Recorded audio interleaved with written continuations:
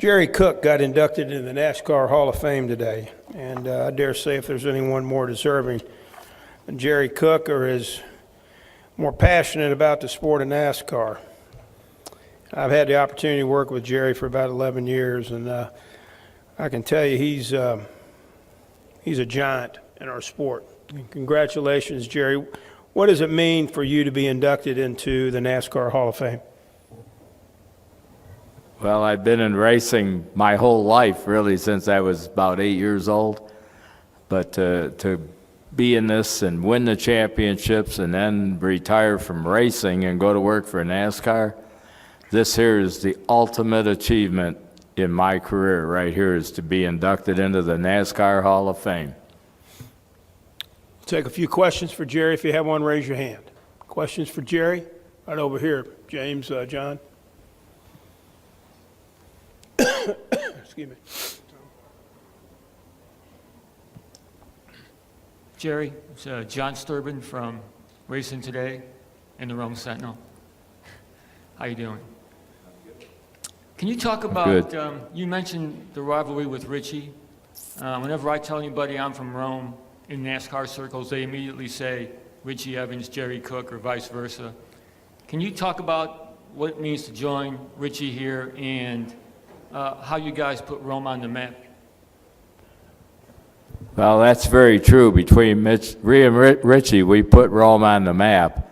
And Richie lived there, was born there, raised there.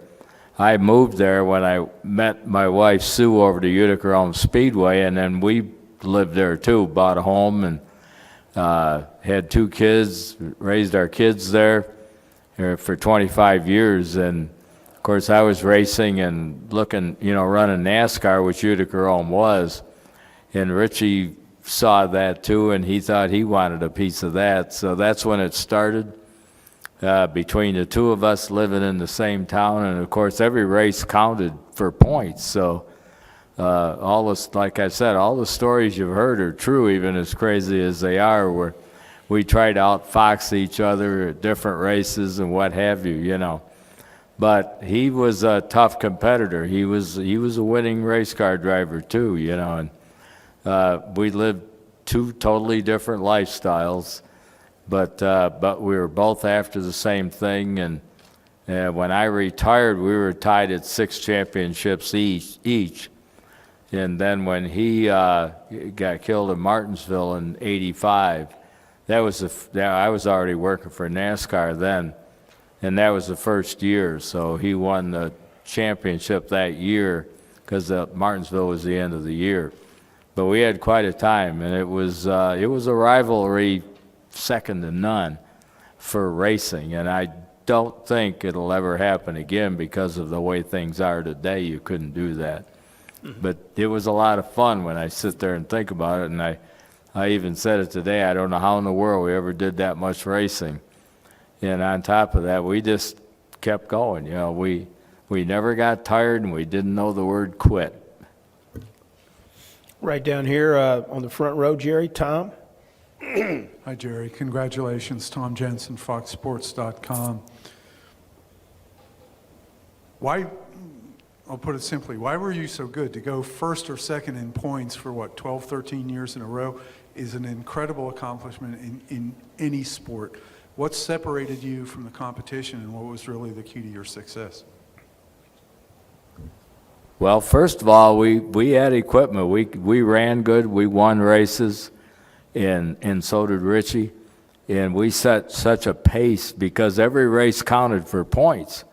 It didn't matter whether it was in New York or North Carolina or Virginia or wherever, but we set such a pace that nobody else could. They start out the season trying to run like that and couldn't keep it up. But the 2 of us did. We just, we got to do it and just planned on doing it. Over here to the left, Jerry. Over here to your left. Go ahead, Zach. Yeah, Jerry, Zach Albert, NASCAR.com. You spent so much of your life in modifieds, not only just driving, but then later on as an official. What's it like just to watch the modified tour having grown and still going strong even today? it makes me feel really good because I'm the one that started that tour. And a lot of that's to do with the racers. Modified racers are a tough bunch, you know. But when I moved on from that, they kept her going, and I can't even tell you how many years, but it's over 25 and they put on one heck of a show. So it makes me feel good every year it runs. Got time maybe for one more question. Kenny Bruce will finish it up. Actually, John Sturban will finish it up. We'll go to Kenny and then John. Keeping you on your toes, James. Kenny Bruce with NASCAR.com. Jerry, when you retired, why did you retire when you did? What was behind that? Retired from driving well, I'd already won the 6, and I'd done it a long time, and was starting to look for something else to do. Talked about, you know, running a speed shop or building cars, and I really didn't want to do that. And when I got the offer from the France family, I said, now there's something I can do, and I know what I'm doing. And that's one thing led to another. And I felt like if I could get through a year of that, I'd be okay, and I did get through that year. So that's one thing that led to another. There's never been anything in my whole life that had a structured plan to it. Things just happened and sort of happened for the best for me. And I'm tickled to death about that, especially winding up here like this. Did you ever regret getting out of the car when you did? No, when I got out, I had no idea because I'd always done it.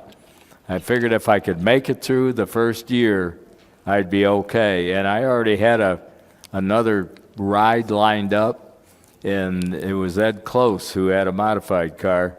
He says, I'll call you at the end of the season, and if you want to go back racing, you'll have a ride. But at the end of the season, I was happy with what I was doing, and that was the end of that. Final question right here, Jerry, from John. Yeah, Jerry. I'm sure the people in Rome want to know how your health is.